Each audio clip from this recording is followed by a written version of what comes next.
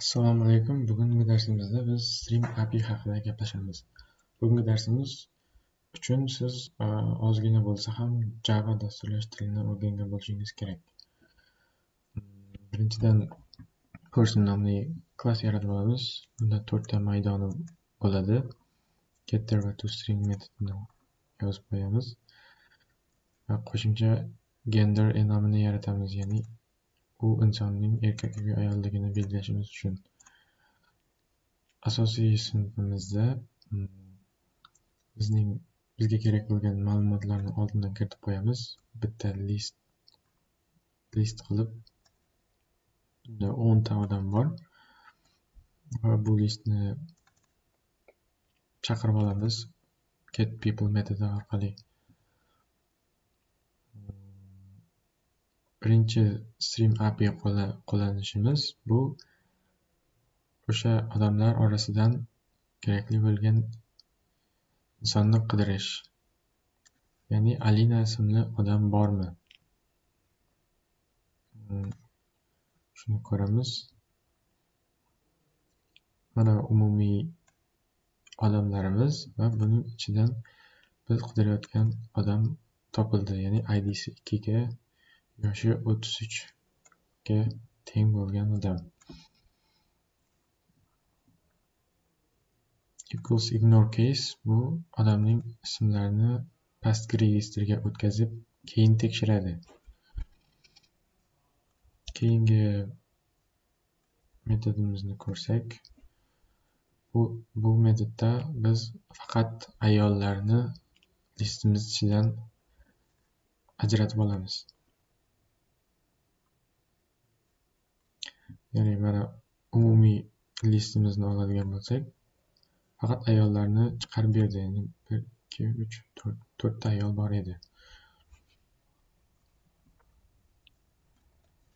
Keyingi metodga o'tsak,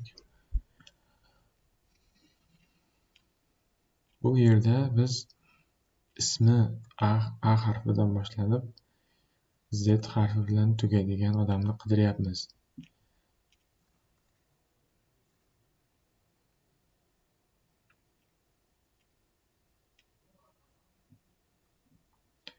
Umumiy listimizni oladigan bo'lsak, ismi A va A harfidan boshlanib Z harfi bilan tugaydigan odam, ya'ni Aziz.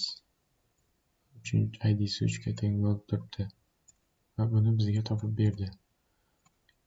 Kerakli filtrlarimiz. Keyingi metodda yoshi eng kattalik bo'yicha saralash ishi hisoblanadi. Bunda biz yoshiga qarab saralaymiz. Ya'ni eng yoshi kattadan kichigiga qarab. Eng yoshi kattasi 99 yosh ekan va 91 57 shu qarab ketgan.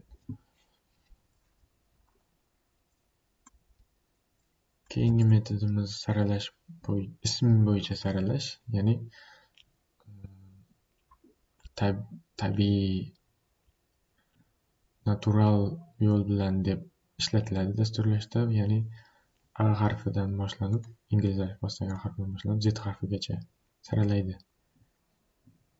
Mana Alex, Alina shunga qarab ketgan. Mana bu yerda Helen 4-da turibdi. Saralashdan keyin pastroqqa tushgan. A harfidan boshlangan odamlar yuqoriga o'tgan.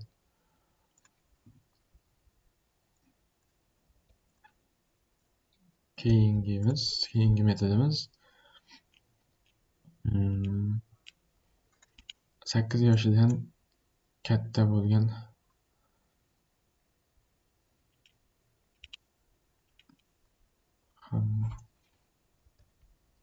bu metodimiz hamma odam 8 yoshdan kattaligini tekshiradi.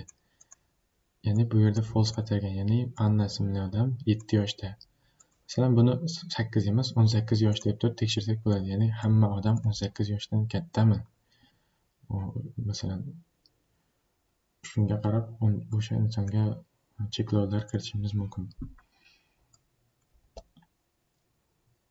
Keyingi metodimiz any match, ya'ni xohlagan bitta odam 121 yoshdan katta odam bormi degan so'rov. Ya'ni bunday odam yo'q. Bizda eng kattasi 99 yosh.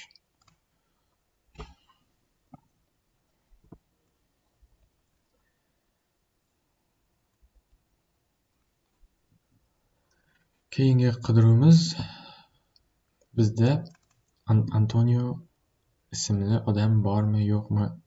Bu tekshiruv metodi hisoblanadi. Ya'ni bizga u odamni topib bermaydi, shunchaki true false qaytaradi.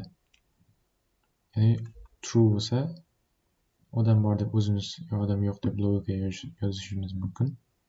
Bu yerda bizga Antonio ismli odam borligini aytyapti. Ya'ni birinchi ID'da turgan odam.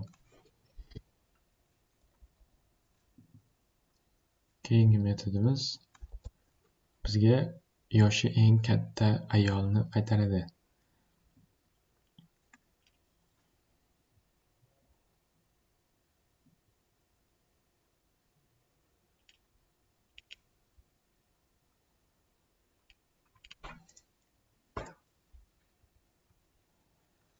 Bu yerda yoshi eng katta odam va yoshi eng katta ayol metodlari qo'shilib ketgan ekan. Ya'ni birinchisida yoshi eng katta odam Jamie hisoblanadi, 99 yosh, erkak. Va keyingisi yoshi eng katta ayol esa Jessica, ya'ni 91 yosh. Biz buni filtr metodi orqali genderni ayollar deb equalsga oldik va komparator orqali biz yoshi eng katta odamni topib oldik. Endi yoshi eng kichik odamni ham shu yo'ldan topishimiz mumkin. Yoshi eng kichik odam bu Anna hisoblanadi, u 7 yoshda. Listimiz ichidan ko'rishimiz mumkin. Oxirgi metodimiz erkaklar va ayollarni alohida ko'rsatadigan metod hisoblanadi.